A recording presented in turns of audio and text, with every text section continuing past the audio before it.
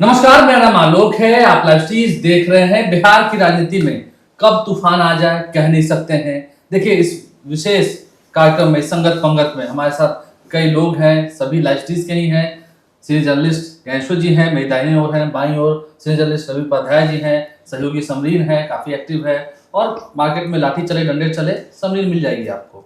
हम बात करेंगे नए साल की भी। नए साल आना है, लेकिन नए साल आने में अभी बहुत दिन है। बहुत दिन इसलिए हम कह रहे हैं क्योंकि बहुत घंटे बाकी हैं। राजनीति संभावनाओं खेल है। हमने शुरू में ही आपको कहा, कब क्या चीज बदल जाए, कब क्या घटना हो जाए, अभी आप नहीं कर सकते हैं। आप उसको एक्सपेक्ट नहीं कर सकते हैं, आप उसकी उम्मीद नहीं करते हैं। ज्ञानेश्वर जी, हम शुरुआत करेंगे। पहले खबर बताते हैं। खबर ये बताते हैं कि अभी अभी मुख्यमंत्री नीतीश कुमार पटना लौट आए। आना कल था जैसी मेरी जानकारी है, क्योंकि सीएम बीपी मैं कवर करता हूँ, जेडीयू भी कवर करता हूँ। तमाम जितनी सुरक्षा व्यवस्था है वो कल को लेकर डिप्यूट कर दी गई थी, लेकिन अभी नीतीश कुमार पटना पहुंच गए। शाम 6 बजे वहां से निकले हैं और उनके साथ समझ सकते हैं कोई थे तो नहीं, लेकिन नीतीश कुमार चलिए पटना आ गए। ये आनंद फानंद में अभी पटना आने की क्या जरूरत है कड़ाके की सर्दी में? देखिए, आप कुछ मतलब संकेत, क्योंकि पीछे से तो जेडीयू नेताओं ने कहा था कि कुछ नहीं होना, सब इंटैक्ट है, एकजुट है। क्या नहीं होना तो कुछ नहीं है, मुझे भी लग रहा है। ठीक अभी है, ऐसा कुछ नहीं होना। हाँ, तो मुझे भी लग रहा है कि होना कुछ नहीं है, लेकिन नीतीश कुमार क्या कब करते हैं और बीजेपी अंदर खाने से क्या कर रही है, बात समझ में नहीं आ रही है। आपकी जानकारी बिल्कुल सही है कि नीतीश कुमार को कल 31 दिसंबर को लौटना था जी। और नीतीश कुमार ही सिर्फ नहीं आए, आरिफ मोहम्मद खान जो बिहार के नए राज्यपाल बने हैं वह भी आज पहुंच गए। पटना आए, उनका स्वागत हुआ है। नहीं, मैं बता रहा हूं, देखिए, उनके बारे में भी खबर यह थी कि वे नए साल में आएंगे और आज वह पटना पहुंच जाते हैं। देखिए, पता नहीं कहां समन्वय की कमी है कि नए राज्यपाल आ रहे हैं और मुख्यमंत्री दिल्ली में रहे। यह संभव नहीं था। क्या ये भी वजह हो सकती है? इस कार्यक्रम को 1-2 दिन आगे पीछे कर सकते थे। नहीं, देखिए, वजह तो ठीक है, यह बताई जा रही है, लेकिन यह वजह सामान्य वजह नहीं है। राज्यपाल पटना आते, नीतीश कुमार मुख्यमंत्री मेजबानी करते, वहां जाकर उनका स्वागत करते, यह स्वाभाविक प्रक्रिया है। और आरिफ मोहम्मद खान का आना, देखिए, मुझे आश्चर्य हो रहा है। आज आपने देखा सुबह में कि जो राजेंद्र विश्वनाथ आर्लेकर हैं, जो अभी राज्यपाल हैं, जिनका तबादला किया गया है केरल, वह बीपीएससी के छात्रों के मंडल से मिल रहे थे, नेताओं से मिल रहे थे। और आरिफ मोहम्मद खान के आने की सूचना दोपहर बाद जब वह पटना आए हैं, बहुत सारे जेडीयू के नेताओं को भी नहीं थी। और ऐसा भी नहीं कि देखिए कहां से चले आ रहे हैं, केरल से चले आ रहे हैं या दिल्ली से आए होंगे। नीतीश कुमार भी दिल्ली में। यदि उन्हें बताया गया होता तो शायद नीतीश कुमार अपने कार्यक्रम को पहले से पुनर्निर्धारित करते, या फिर यह बात होती है कि मैं आपका आना इस दिन शुभ रहेगा। लेकिन आरिफ मोहम्मद खान की जब नियुक्ति हुई थी तब भी हमने कहा था कि अभी इसे डिकोड किया जाना शेष है कि आरिफ मोहम्मद खान को बिहार क्यों भेजा गया। क्योंकि हम इस पे रोकेंगे आपको। आमतौर पर देखा जाता है कि पूरा कार्यकाल समाप्त करने के बाद ही जो राज्यपाल होते हैं, खास करके जहां जहां एनडीए की सरकारें हैं, ऐसी तो कोई बात ही नहीं, तभी बदले जाते हैं। या ये तबादला करना बीच में, तबादले यहाँ वाले को वहां, वहां वाले को यहाँ। नहीं, तबादले तो बीच में भी हुए हैं ना। फागू चौहान का भी तबादला हुआ था, याद कीजिए। कई राज्यपालों का तबादला हुआ है, लेकिन आरिफ मोहम्मद खान दूसरे नेचर के और दूसरे सिग्नेचर के। देखिए, वह नाम से मुसलमान है और दिल से हिंदू हैं, और इस बात के लिए भी जाने जाते हैं कि दोस्ती और दुश्मनी दोनों बराबरी से निभाते हैं। 3 राज्यपाल, जगदीप धनखड़ तो अब उपराष्ट्रपति हो गए, और मिस्टर रवि जो तमिलनाडु के राज्यपाल हैं, और ये आरिफ मोहम्मद खान।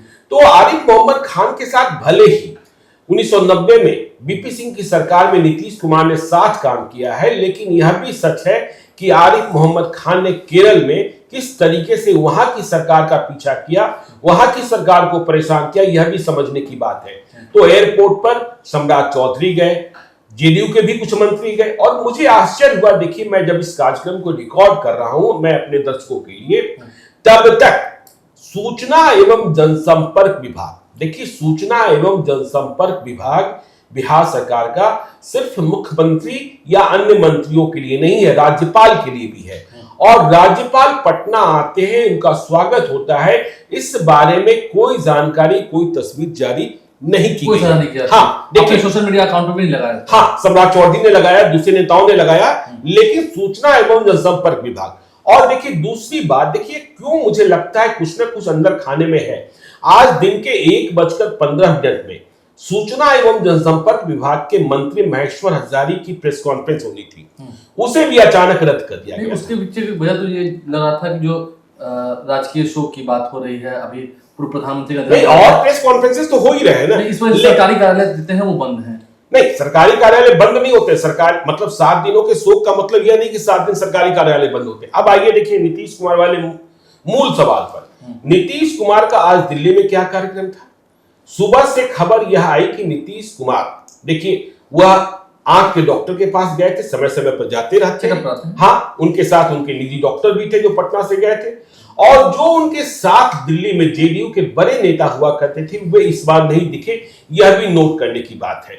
वे कहां गए हुए थे? किसी के बारे में बताया गया कि वह विदेश के दौरे पर है, किसी के बारे में बताया गया कि वह सरकारी कार्यक्रम में दूसरी जगह है। लेकिन आज दिल्ली में खबर क्या थी कि आज प्रधानमंत्री नरेंद्र मोदी से मुलाकात हो सकती है। यह आधिकारिक खबर नहीं थी, यह संभावना थी।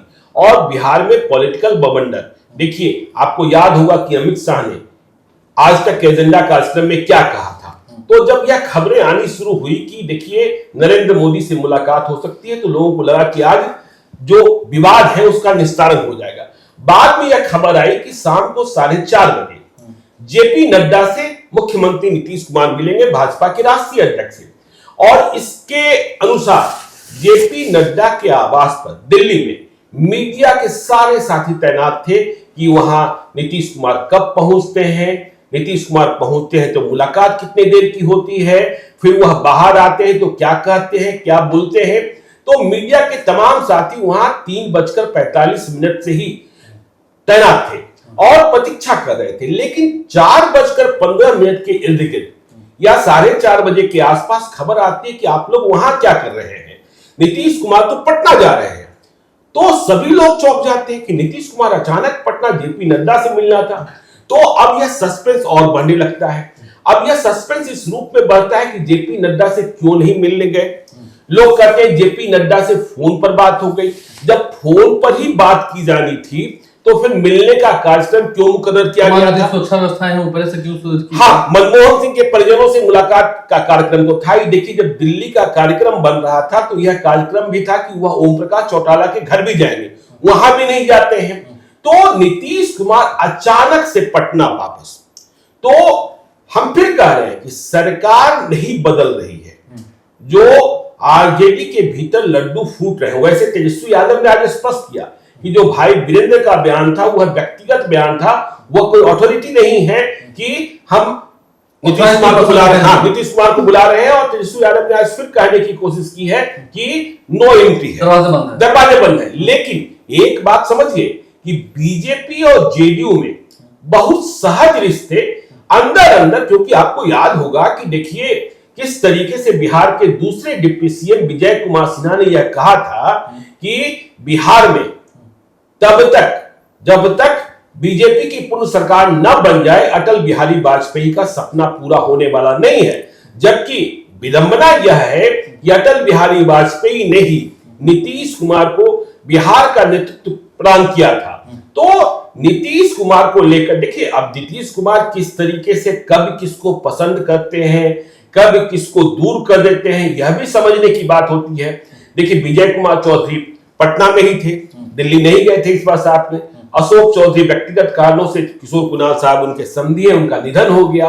और तो इसका एक माने मतलब यह भी बताया जा रहा है कि नीतीश कुमार अकेले जाकर यह दिखाना चाहते थे कि मैं शारीरिक रूप से और मानसिक रूप से बिल्कुल फिट है।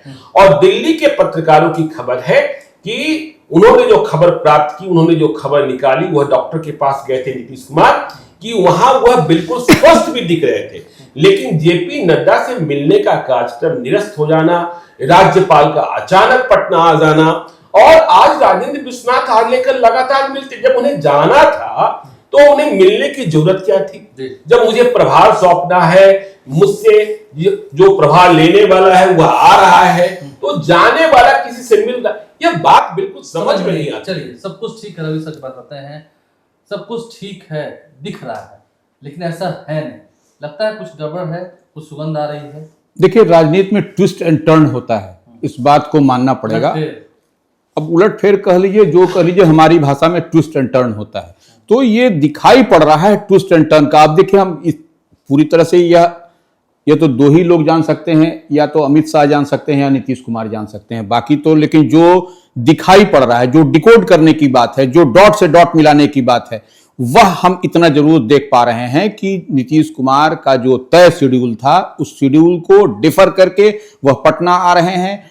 नए राज्यपाल जो बिहार के आरिफ मोहम्मद खान, वह भी पटना आ गए। और देखिए, येलो बुक का प्रैक्टिस क्या कहता है, ज्ञानेश्वर जी हमसे बेहतर जानते होंगे येलो बुक का प्रैक्टिस क्या कहता है। जब एयरपोर्ट पर महामहिम का आगमन होता है, उस समय तमाम तरह के वो जो येलो बुक कहता है, उसमें मुख्यमंत्री होते हैं, महापौर होते हैं, तो ये तमाम वही हम कह रहे हैं। तो येलो बुक का प्रैक्टिस यही कहता है। और ऐसे में नीतीश कुमार का दिल्ली में होना, आरिफ मोहम्मद खान का यहां पर आना, और जिस तरीके से राजनीतिक गलियारे में, पॉलिटिकल कॉरिडोर में यह चर्चा है कि आरिफ मोहम्मद खान बिहार के राज्यपाल बनाए गए हैं, तो कहीं ना कहीं कुछ न कुछ बात जरूर है। और इस बात को हमारी बात से आप जोड़ करके देखिएगा कि नीतीश कुमार का रीशेड्यूल करके आना पटना, आरिफ मोहम्मद खान का यहां आना, तो एक बात तो समझ में आता है, जो चर्चाएं हैं कि भारतीय जनता पार्टी को यह कसक है कि बिहार में देखिए, हर जगह, हर स्टेट में, इधर के जो हिंदी भाषी क्षेत्र है, वहां पर मुख्यमंत्री भारतीय जनता पार्टी का रहा है या है,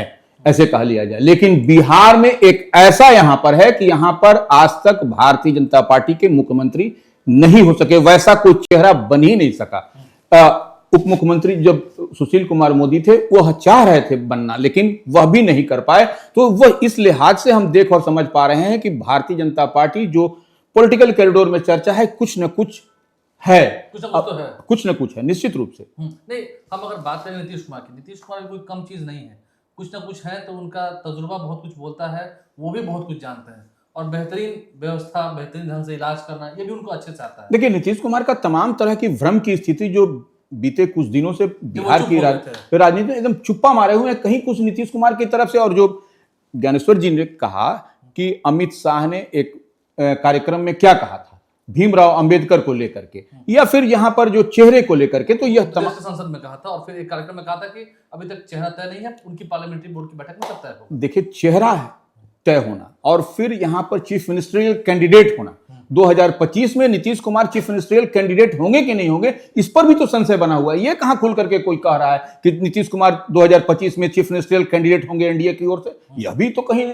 छायावाद में बात नहीं होती है, राजनीति में बात नहीं होती। बिल्कुल। हम आते हैं समीर के पास चलेंगे, बहुत लाठियां चली सड़कों पर इस कड़ाके की सर्दी में, आपको लगता है कि बीपीएससी छात्रों की आवाज है? मैं आप पर भी आ रहा हूँ इसलिए क्योंकि बीपीएससी छात्रों की आवाज है, वो बुलंद आवाज है, जो आवाज दिल्ली तक पहुंच गई, क्योंकि चुनावी वर्ष है। तो क्या ये आवाज उन्हें खींच कर आई एग्जाम पहले, क्योंकि आज प्रतिनिधिमंडल भी मिले हैं जाकर अमित लाल मीणा से, और गवर्नर की बात हो रही थी। बीपीएससी चेयरमैन खुद गए थे, गवर्नर से मुलाकात भी हुई थी। बिल्कुल, मतलब बीपीएससी की जो आवाज है वो बिहार तक सीमित नहीं है आलोक, हमें ये देखना होगा कि ये आवाज जो है वो दूर तलक जा रही है। बिल्कुल, और गूंज इसकी ऐसी है कि दिल्ली में भी सुनाई पड़ गई। आपने देखा था कि वहां पर हमारे सहयोगी हैं सौरभ, उन्होंने ही मुख्यमंत्री से प्रश्न पूछा था, और उसके बाद उन्होंने क्या कुछ कहा, क्या कुछ जवाब दिया, और किस तरह से बचते हुए नजर आए थे, वो भी हमने देखा है। देखिए, बीपीएससी को लेकर के जो विवाद है वो थमने का नाम नहीं ले रहा है। हम लगातार देख रहे हैं कि 18 तारीख से ही शिक्षा सत्याग्रह की शुरुआत हो चुकी है, और हम देख रहे हैं कि किस तरह से इस ठंड में, कड़ाके वाली सर्दी में अभ्यर्थी गर्दनी बाग में बिल्कुल डटे हुए हैं और अपनी मांगों को लेकर वो बिल्कुल स्पष्ट है। बीपीएससी ने कह दिया कि पुनः परीक्षा नहीं होगी। आज फिर कह दिया उन्होंने सिर्फ एक बापू परीक्षा सेंटर पर परीक्षा बिल्कुल उन्होंने आज तो इतना तक कह दिया कि आप परीक्षा रद्द छोड़िए, हम तो इस पर विचार भी नहीं कर रहे। विचार भी नहीं कर रहे वाला भी एक मुद्दा है, या लगता है कि नहीं, बात तो पॉलिटिकल ही कुछ है। देखिए, इतनी चिंता नीतीश कुमार नहीं करते हैं। नहीं, चिंता करते हैं युवाओं की, ठीक है, लेकिन नहीं। देखिए, लालू यादव, नीतीश कुमार और सुशील मोदी, ऐसे तमाम नेता हैं। पासवान भी थे। नहीं, जो 3 नेताओं का मैं नाम ले रहा हूं, ये छात्र आंदोलन की उपज है, और उन्हें पता है कि छात्र आंदोलन जब धधकता है तो क्या होता है। देखिए, समरीन तो लगातार कल रात को भी 2 बजे तक गांधी मैदान में रती हुई थी। एक विवाद उठ खड़ा हुआ है इस आंदोलन में तेजस्वी यादव क्यों, इस आंदोलन में पप्पू यादव क्यों, इस आंदोलन में प्रशांत किशोर क्यों, उनकी क्या जरूरत? हाँ उनकी क्या जरूरत है। तो देखिए सवाल तो यह भी पैदा हो सकता है कि जब शिक्षकों का आंदोलन चल रहा था बिहार में, महागठबंधन की सरकार थी, तो उस आंदोलन में सम्राट चौधरी की क्या जरूरत थी, जनार्दन सिंह सिग्रीवाल की क्या जरूरत थी। और देखिए बीपीएससी के छात्रों के आंदोलन को और अधिक धार मिल जाता, लेकिन अभी तक छात्रों को ऐसा कोई नेता नहीं मिला है। देखिए हर आंदोलन में कोई ना कोई नेता होता है और छात्र आंदोलन को लीड करने वाला भी कोई होता है। जो छात्र हैं वह तो नौकरी के लिए संघर्ष कर रहे हैं, नेतृत्व क्षमता के बारे में कितना जानते हैं, इसलिए वह बरगलाए भी जा रहे हैं, वह गुमराह भी हो रहे हैं और खेमों में भी बट रहे हैं। आप देखिए ना, छात्र आंदोलन की बात करते हैं, लोकनायक जयप्रकाश नारायण छात्र थे क्या जब छात्र आंदोलन की शुरुआत हुई थी?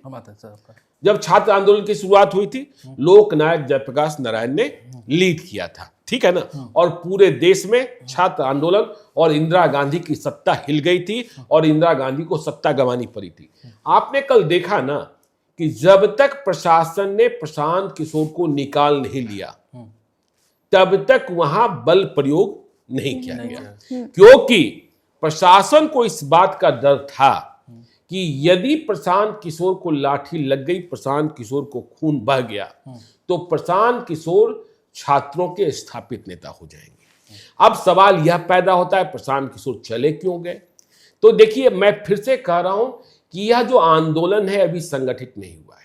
आज ही आपने देखा बटा हुआ है, हाँ बटा हुआ है, गुट में आज आपने देखा, और इसका फायदा जो है वह प्रशासन और सरकार प्राप्त कर रहा है कि राज्यपाल के यहाँ पप्पू यादव जाते हैं, फिर देखिए अमृतलाल मीना के यहाँ जाते हैं, और छात्रों का एक शिष्टमंडल पप्पू यादव के साथ जाता है और छात्रों का एक दूसरा शिष्टमंडल भी अमृतलाल मीना के पास पहुंचता है। तो छात्रों में यूनिटी नहीं, सरकार भी यह चाहती है, प्रशासन भी यह चाहता है कि इनमें बिखराव। और कई छात्र संगठन, देखिए 1977 में जब सरकार गिरी थी, इंदिरा गांधी की सरकार बदली थी, इंदिरा हटाओ का नारा लगा। हाँ, देश बचाओ इंदिरा हटाओ। तो देखिए नारा आपको यह याद रखना चाहिए कि 1977 में जब चुनाव की तारीखों का ऐलान हुआ था, जिस दिन चुनाव की तारीखों का ऐलान हुआ था उस दिन तक जनता पार्टी नहीं बनी थी, और अलग अलग पार्टियां चुनाव के ऐलान के बाद जनता पार्टी बनी थी, एकजुट हुई। हाँ, तो छात्रों से बिहार की सरकार और जितनी बड़ी संख्या में, आप 8,000 10,000 देखिए रात का इंतजार किया गया, ठीक है ना। तो नीतीश कुमार की भी चिंता रहेगी, नीतीश कुमार बाकी भले किसी से, लेकिन इस बात की चिंता करेंगे। और जो आप कह रहे हैं ना कि बार बार, मैं ये नहीं कह रहा कि री एग्जामिनेशन होने जा रहा है, लेकिन आपने पिछले ही दफे देखा था ना, पिछले ही साल देखा था जब सिपाही भर्ती परीक्षा में पेपर लीक हुआ था, चेयरमैन थे इसके सिंगल, बार बार कह रहे थे नहीं बिल्कुल बिल्कुल क्या बोलता है, एकदम स्वच्छ परीक्षा हुई है, शांतिपूर्ण परीक्षा हुई है, अंत में मैं ये नहीं कह रहा कि री एग्जामिनेशन होने जा रहा है, लेकिन देखिए मैं यह बात जरूर कह रहा हूं कि छात्रों के भीतर जितनी शंकाएं हैं उनका निवारण बिहार लोक सेवा आयोग को करना चाहिए। संवाद के स्तर पर कमी है, और बापू परीक्षा केंद्र आप कहने के लिए कह देते हैं कि एक परीक्षा केंद्र, लेकिन वहां 12,000 परीक्षार्थी, 13,500 परीक्षार्थी शामिल हुए। जी चलिए 13,500, शायद 18,000 परीक्षार्थियों का केंद्र था जी। और आम तौर पर जो आपने परीक्षा केंद्र बनाए थे, औसतन एक परीक्षा केंद्र पर 500 परीक्षार्थियों का परीक्षा केंद्र था, तो 13,500 मतलब 27 परीक्षा केंद्रों पर गड़बड़ी को आपने स्वयं स्वीकारा है जी। तो छात्रों से संवाद कर और छात्रों से लड़कर आप नहीं जीत सकते, नहीं जीत सकते। कहीं वो आग बड़ी होगी तो फिर जलेंगे। हाँ, और देखिए आज कितना विवाद हो गया। देखिए पप्पू यादव ने प्रशांत किशोर पर भड़ास निकाली, प्रशांत किशोर ने पप्पू यादव पर भड़ास निकाली, तेजस्वी यादव, प्रशांत किशोर कह रहे हैं मैंने मना थोड़े किया, आ जाते तेजस्वी यादव, आ जाते पप्पू यादव, वही एग्जामिनेशन करा दे, मैं वापस चला हूं। यादव भी कह रहे हैं कि जब हम लोग सब कुछ हो लिया, हम लोग धरने पर चले गए, तो एक माह से ना जाने कहां से चले आए। नहीं, धरने पर जाने मात्र से यदि समस्या का समाधान हो जाता, ठीक है ना। यदि आप एक के बारे में कह रहे हैं कि लाठी खाने के डर से वह भाग गया, तो दूसरा कह रहा है कि आप तो वहां पहुंचे ही नहीं, जी रवि जी कुछ कहना नहीं, चाह हम रहे हैं? रवि सर के पास आएंगे, लेकिन एक छोटा सा हम आपसे ले लेंगे क्योंकि लंबा अनुभव है आप सबका। बहुत कुछ पहले बिहार में हुआ है, 5 में भी, उससे भी पहले। हम फिर पॉलिटिकल थोड़ा सा भी आएंगे। लगता है कि सब कुछ राजनीति में ठीक ही है। नहीं, देखिए, सबसे पहले हम छात्र तो ज्ञानेश्वर जी बोल रहे थे छात्र आंदोलन को लेकर के, उस पर हम बोलना चाहते हैं। देखिए, सबसे बड़ी बात है जेपी मूवमेंट आपने देखा तो प्रशांत किशोर का इसमें आना कहीं ना कहीं ऑर्गेनाइज रूप से वह इस संघर्ष को आगे बढ़ाते हुए नजर आ रहे थे, लेकिन कुछ ऐसे तत्व उसके अंदर में चले आए जो कि पूरे ऑर्गेनाइज जो सेटअप था उसको ही डिस्टर्ब कर दिया। प्रशांत किशोर का भी विरोध हो गया था। नहीं, वो विरोध होना नहीं, वही तो उनका विरोध है। और समर्थन तो जारी रहेगा। ठीक है, वो तो सबका हुआ था। वो कोई देखिए, इसको डाइवर्ट नहीं करिए, हम जो बात कह रहे हैं उसमें कुछ ऐसे तत्व चले आए जिसको कि और प्रशांत किशोर ने पहले दिन भी कहा था कि एक अम्ब्रेला बनाइए, वही अम्ब्रेला में और सब कोई अब एक उस ग्रुप से एक डिफरेंट ग्रुप से रहे, सो दैट की ट्रांसपेरेंसी रहे और वही डेलीगेशन जाके मीट करे। आज ज्ञानेश्वर जी कह रहे हैं कि पप्पू यादव के साथ में गया एक डेलीगेशन, दूसरा एक डेलीगेशन वहां गया, तीसरा एक डेलीगेशन ऑलरेडी खड़ा है, तो यह चीज नहीं होना चाहिए। और देखिए, जब हम लोग जेपी मूवमेंट की बात करते हैं तो उस समय जेपी मूवमेंट को ना प्रधानमंत्री बनना था, ना मंत्री बनना था, ना मुख्यमंत्री बनना था। प्रशांत किशोर भी देखिए उसी रास्ते उसी पैटर्न पर चल रहे हैं। उनको ना प्रधानमंत्री बनना है, ना मुख्यमंत्री बनना है, ना मंत्री बनना है। अगर बनना होता तो वो पहले बन गए होते। तो वो देखिए निश्चित रूप से वो पॉलिटिकल पार्टी चलाते हैं। तो इसका मतलब ऐसे समझा जाए कि यह एक अलग तरीके से वह आंदोलन को ले जा रहे थे, लेकिन इस आंदोलन का स्वरूप ही बदल दिया गया और उसका लबो-लबाब देर रात दिखाई पड़ा, जिस तरीके से यह आंदोलन ही दूसरे दिशा में, दूसरे डायरेक्शन में जाता हुआ आलोक जी देखिए, मैं आपको बताऊं, देखिए जो आपने कहा कि नीतीश कुमार को गरज नहीं होगी, नीतीश कुमार को जरूर गरज होगी। आपको इतिहास का स्मरण नहीं होगा। बीएन कॉलेज के, या यूं कहें कि पटना यूनिवर्सिटी के बस को लेकर, तब छात्रों के लिए, छात्राओं के लिए बसें चला करती थी, उसका भाड़ा बढ़ा था। 1950 के दशक की बात है, शायद 58 हो या जो भी हो। देखिए, आंदोलन हुआ था और पुलिस ने गोली चला दी थी, एक छात्र मारे गए थे और इसके बाद इतना बड़ा आंदोलन हो गया था कि तत्कालीन प्रधानमंत्री जवाहरलाल नेहरू को पटना आना पड़ा था और उन्हें पटना लैंड करने में बड़ी मुसीबत हुई थी, बड़ी मुश्किल हुई थी। और शहाबुद्दीन सिवान वाले नहीं, वो शहाबुद्दीन जो पटना यूनिवर्सिटी के छात्र हुआ करते थे, एमएलए भी एक बार एमपी हुए किशनगंज से, परवीन अमानुल्लाह के पिता अफजल अमानुल्लाह के ससुर, ठीक है ना। हाँ, तो अब देखिए क्या हुआ था, लेकिन उस वक्त उदारता भी उतनी ही थी। तो उस आंदोलन में वे शामिल थे, उन पर मुकदमा हो गया था और बाद में हुआ यूपीएससी को कम्पीट कर गए। तो हुआ कि भाई इनका तो कैरेक्टर सर्टिफिकेट कैसे बनेगा, इन पर तो आपराधिक मुकदमा है।